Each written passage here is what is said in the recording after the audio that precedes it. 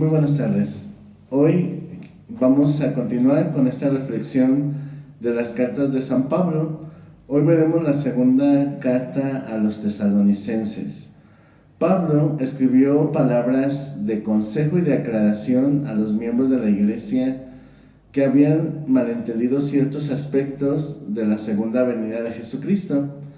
El estudio de sus enseñanzas puede ayudarnos a comprender la naturaleza de la apostasía que ocurrió y la forma de prepararnos de manera adecuada para el regreso del Señor. En cuanto al autor y la fecha, la mayoría coincide que Pablo escribió las dos cartas, tanto la primera como la segunda Tesalonicenses, desde Corinto, donde después de su segundo viaje misional alrededor del año 50 al 51 después de Cristo. Segunda Tesalonicenses 1, versículos del 1 al 2. Tesalonicenses 2, 5 y segunda Tesalonicenses 3, 17. El comienzo de la epístola también contiene un saludo de Silas y Timoteo. Segunda Tesalonicenses 1, versículo 1. La falta de referencia a la primera carta de Tesalonicenses, junto con otras características literarias y de contenido, han llevado a algunos a opinar que esta segunda carta a los tesalonicenses, a pesar de su parecido y paralelismo con la primera, pudo haber sido escrita por algún discípulo de Pablo después de su muerte, porque no era inusual en el mundo antiguo que un discípulo honrara a su maestro escribiendo algo en su nombre. En cuanto a los destinatarios, Pablo escribió esta segunda carta para los miembros de la iglesia en Tesalónica. Sus miembros eran buenos ejemplos de fe y de amor, por eso es que toda la primera parte habla y elogia su actitud y su conducta frente al mundo. Algunos de ellos habían recibido una carta fraudulenta que decía que era de Pablo y que causó que algunos creyeran algunas falsas enseñanzas sobre el regreso de Cristo, que se afirmaba que la segunda venida de Jesús ya había ocurrido. Eso lo expresa el autor en la segunda carta de los tesalonicenses, capítulo 2, versículo 2. ¿Qué motivó al autor, o en su caso a Pablo, a escribir esta segunda carta? Los temas de la primera y la segunda carta a los tesalonicenses son similares. Lo que sugiere que escribió la segunda carta fue para aclarar y ampliar la primera carta. La posibilidad de un retorno inmediato del Señor causó que surgiera un entusiasmo malsano. Pablo explica más a fondo el regreso del Señor y su victoria sobre el malvado. Luego concluye recordándoles que la creencia de que Cristo regresaría pronto no es excusa para dejar de trabajar, sino más bien buscar fortalecer la fe en esos miembros y corregir estos malos entendidos doctrinales. Es decir, que en muchos de ellos comenzó a crecer la duda de si Cristo ya había venido o no, y eso provocó esa división en la comunidad. Pablo por eso empieza a buscar la manera de poder crear una mayor comunión y la unidad de la comunidad, aclarando este punto sobre la venida de Cristo, ya que algunos de ellos, al ver la posibilidad de que Cristo ya había venido y que estaba ya en proceso el juicio final, muchos de ellos dejaron de trabajar y de realizar sus responsabilidades, por lo cual Pablo les exhorta a continuar trabajando, ya que esta segunda venida aún no se ha realizado. ¿Qué características podemos encontrar de esta carta? La segunda carta a los tesalonicenses proporciona detalles importantes acerca de la segunda venida de Cristo. Algunos ejemplos de ellos son las ideas de que el Señor volverá en una llama de fuego y que los malvados serán castigados con eterna perdición, separados de la presencia del Señor. Así lo afirma en la segunda Tesalonicenses 1, del 8 al 9. En esta epístola leemos que Pablo también profetizó acerca de la gran apostasía y enseñó que la iglesia sufriría una caída del Evangelio antes de la segunda venida del Señor. Así lo encontramos en 2 Tesalonicenses 2, del 2 al 12. Las enseñanzas de Pablo acerca de la apostasía le recuerdan a los miembros de la iglesia de la actualidad la razón por la que fue necesaria la restauración del anuncio del Evangelio en los últimos días. En cuanto a la estructura que podemos encontrar en esta segunda carta, podemos dividirla de la siguiente manera. La carta comienza con una introducción en la que el autor saluda a los tesalonicenses y les dice que se complace con su fe y amor, ya que han aumentado a pesar de su sufrimiento. Segunda Tesalonicenses, primer capítulo, del 1 al 2. ¿Por qué Pablo empieza a hablar acerca de este testimonio de esta comunidad? ¿Y por qué habla de este momento de sufrimiento? Sabemos que cuando Pablo comienza y escribe esta carta, es porque están viviendo una etapa de persecución en la comunidad de Tesalónica, y eso les lleva precisamente a pensar en la venida de Cristo, que acabaría con todas esas injusticias y situaciones que estaban viviendo, por lo cual pues a muchos les llevó a apostatar de su fe. Pablo, por otra parte, sigue exhortando a esta comunidad, sobre todo a aquellos que se mantenían fieles ante esta circunstancia de sufrimiento y de persecución, y les exhorta a seguir siendo ejemplo de fe, de amor y de servicio, aún en medio de esa circunstancia de sufrimiento. Después, da gracias a Dios, sobre todo por ser ejemplo para todas las demás comunidades. Sabemos que cuando escribe esta segunda carta, como habíamos dicho también de la primera, Pablo estaba escribiendo a las primeras comunidades que se habían realizado y que iban creciendo después de sus viajes misionales. Y sobre todo que esta segunda carta también se le considera de las primeras cartas que Pablo escribió, y que también fue comentando acerca de su testimonio de encuentro con Cristo y cómo éste le llevó a poder ser ahora su testigo en medio de este mundo. Y sobre todo termina con una petición por los cristianos de Tesalónica. En este primer capítulo vemos estas tres partes importantes. Una, el saludo, la exhortación que Pablo hace a seguir siendo testimonio en medio de este momento de persecución. El segundo momento de acción de gracias a Dios, que es muy amplio, de hecho abarca bastantes versículos que son del 3 al 12 de este primer capítulo, donde exhorta a las demás comunidades a tenerlos presentes como modelos de fe. Y finalmente esta petición que pide es a que se mantengan firmes y fieles a este llamamiento que han recibido de seguir comunicando el Evangelio de Dios. Esta sección concluye repitiendo la promesa de que Dios los ha escogido para que sean los primeros en alcanzar la salvación. Pablo les invita a que recuerden esta promesa de Jesús, que Él vendrá nuevamente para salvarnos, tanto a los que ya murieron como a los que estén vivos en el momento de su segunda venida.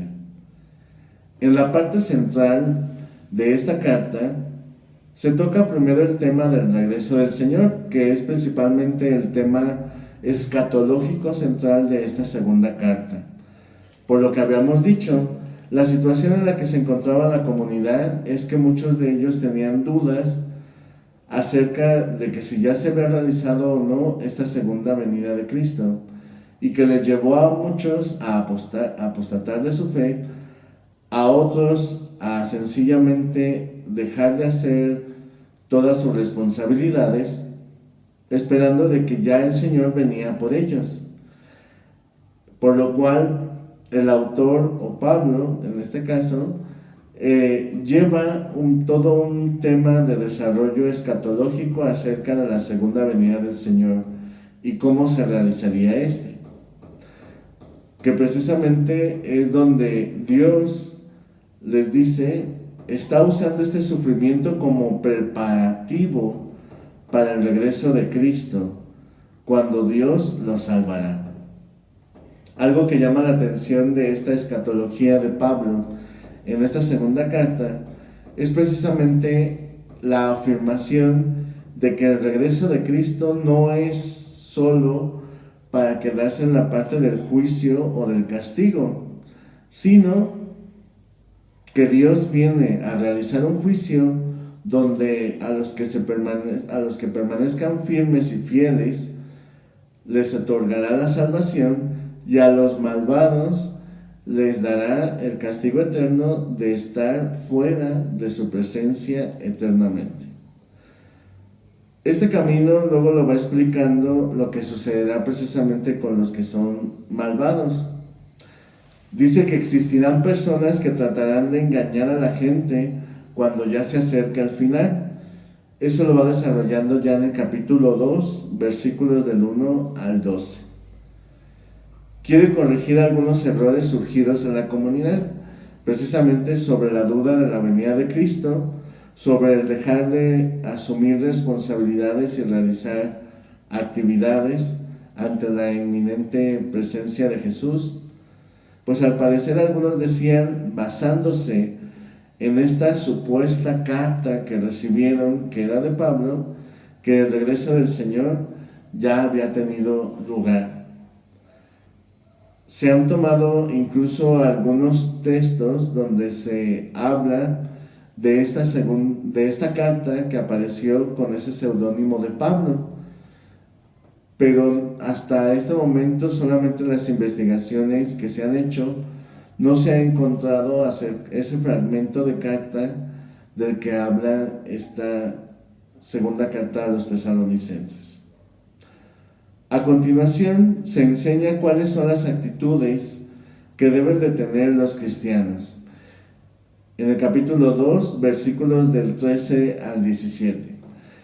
En esta segunda parte es la semejanza que tiene en la cuestión de la temática moral con la primera Tesalonicenses, sobre todo en su enseñanza de la oración, de la fidelidad, de la honestidad, y sobre todo también de estar alertas ante aquellos que pueden ser una amenaza en su experiencia de fe. El autor le pide a los tesalonicenses que oren para que él y sus compañeros puedan ser protegidos de la gente mala. A su vez, ora para que Dios continúe haciéndolos amorosos y pacientes. Capítulo 3, versículos del 1 al 5. En esta parte es una exhortación que algunos biblistas o estudiosos acerca de estas cartas hablan de que es una exhortación muy sentida de Pablo. Es decir, expresan los sentimientos que Pablo tenía acerca de estas comunidades y los exhorta como un verdadero padre en la fe, sobre todo pidiéndoles que oren por él y por sus compañeros. Aquí sabemos que Pablo, o el autor, se refiere a los compañeros de Pablo en los viajes que él había realizado y también a los que él iba poniendo como cabezas de las comunidades que se iban formando. En esta carta aparecen ya también algunos compañeros de Pablo que no aparecían en sus demás cartas que hemos estado meditando, como son Timoteo y Tito, y también Lucas, el evangelista. En esta parte de la exhortación, Pablo sobre todo recuerda el sufrimiento de Cristo y les invita a unirse a Él para que así puedan salir adelante con fortaleza de estos momentos de prueba. A no responder con enojo ni conflicto, sino a ser pacientes y a ser signo del amor y de la misericordia de Dios. Capítulo 3, versículos del 1 al 5. Y finalmente se pone a la comunidad en guardia contra algunos que llevan una vida indisciplinada y ociosa, basándose, según parece, en falsas ideas sobre la venida del Señor. Esta es una de las primeras cartas donde Pablo habla acerca de este grupo, que precisamente lo expresa con estas palabras. Nos hemos enterado de que algunos están muy ocupados en no hacer nada. Les exhortamos a estos a que sigan esforzándose por alcanzar la vida que Dios les ha prometido. Es decir, sabemos que la vida de gracia no es una vida estática ni pasiva, es una vida que precisamente es activa y que constantemente es en lucha para poder alcanzar esto que Dios ya nos ha dado por medio de la muerte y resurrección de Cristo. Y además, Pablo aquí les exhorta a que Dios nos encuentre en la lucha, en camino, para poder alcanzar esta promesa que Él nos ha dado de la vida nueva. Por último, les advierte mantenerse alejados de las personas que no trabajan y de las que se niegan a obedecer lo que Él ha escrito en su carta. Capítulo 3, versículos del 6 al 15. Aquí es el punto central de toda esta carta de la segunda Tesalonicenses, que es más pequeña que la primera, sobre todo porque solamente tiene 3 capítulos y busca en esos 3 capítulos sencillamente responder ante ese inminente peligro de la división de la comunidad. Por eso es que les invita a que lleven a cabo esas enseñanzas morales acerca de la vida del cristiano. Como primera exhortación les invita a no dejar la oración, a buscar mantenerse firmes a través de la oración y de la comunión con Dios. Que esa misma comunión y unidad que tienen con Dios a través de la oración, pues también les lleve a poder responder como Dios les pide con sus enseñanzas, sobre todo basándose en las enseñanzas del mismo Jesús. Y finalmente termina con una breve despedida, que es en el capítulo 3, versículos del 16 al 18. Este saludo final o esta despedida final es donde Pablo concluye exhortándolos a mantenerse firmes. Podemos pues sacar la siguiente estructura, digamos, de esta carta, que es mucho más pequeña, porque sobre todo tiene como fin aclarar cosas de la doctrina de la venida del Señor que él ya había abierto en su primera carta a los tesalonicenses. Podemos sacar 6 partes. En la primera parte es el saludo de apertura. Capítulo 1, versículos del 1 al 2.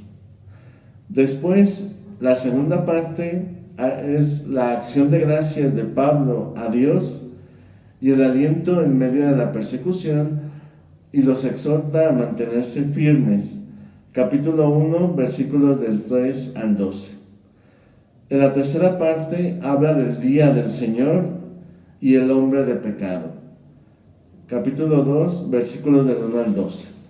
Es donde sobre todo va aclarando cuáles son los puntos sobre la segunda venida del Señor y también lo que va a suceder con aquellos que no lleven a cabo la doctrina que él ha comentado en su carta y que precisamente se han quedado en la ociosidad. La cuarta parte es esa acción de gracias por todo lo que ellos van realizando y cómo son testimonio de fe en medio del mundo, y sobre todo su caridad para con los hermanos. Y después les invita a orar. Primero a orar por él para seguir llevando a cabo la fe que está realizando. Y este ministerio de dar testimonio de Cristo y anunciar su evangelio. El segundo momento de oración que pide es por sus compañeros, para que también junto con él puedan seguir llevando a cabo este plan de salvación que Dios les ha confiado. Y finalmente la oración por la misma comunidad de Tesalónica, para que, quitando todos estos errores que tenían acerca de la segunda venida del Señor, puedan mantenerse firmes y así poder llevar a cabo lo que Dios les pide. La quinta parte es el problema de los indisciplinados, es decir, aquellos que no querían llevar a cabo lo que Dios les pedía a través de Pablo, que es en el capítulo 3, versículos del 6 al 15. Y finalmente en la parte 6, que es el saludo final, que es el capítulo 3, versículos del 16 al 18, donde Pablo les agradece a todos por su testimonio, les sigue exhortando a mantenerse como ejemplo para las otras comunidades en la fe y en el amor, y también a mantenerse firmes en medio de la persecución que están viviendo.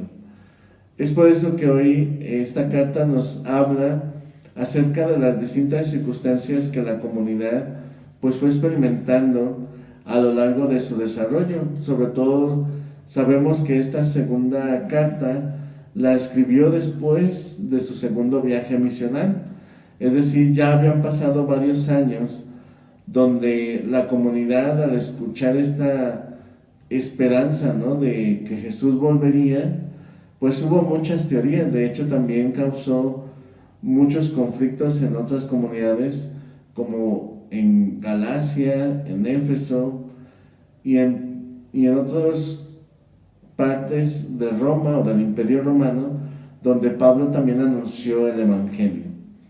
Es por eso que algunos empezaron a desanimarse al no ver que Jesús regresaba, y de ahí el que apareciera en este grupo que empezó a causar esa división en medio de la comunidad.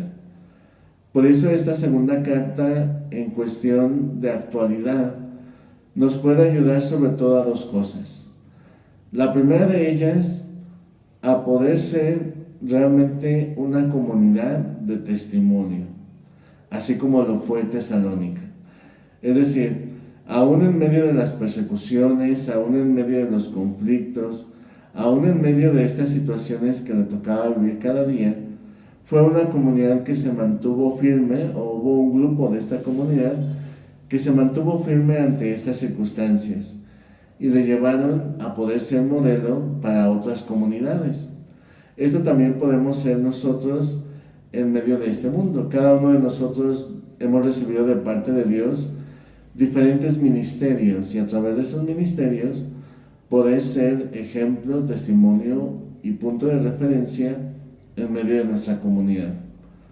Otro punto de aplicación para de esta carta es cómo esta comunidad se mantuvo firme aún en medio de estos conflictos. Seguir a Cristo, como Pablo lo dirá en muchas de sus cartas, no es fácil, porque se encontrarán problemas, persecuciones, calumnias, incluso como él dirá en algunas otras partes de sus cartas, ha sufrido cárceles, golpes, peleas, etcétera, a causa de su fe. Pero lo que le ha ayudado a él es la oración. Por eso esta tercera enseñanza de la oración en medio de la persecución les ayudará sobre todo a poder crecer en la unidad. Pidamos a María, nuestra Madre, que nos enseñe también a orar en toda circunstancia y a mantenernos firmes, para que así podamos ser modelo de fe para nuestros hermanos. Que Dios les bendiga, que pasen buenas tardes.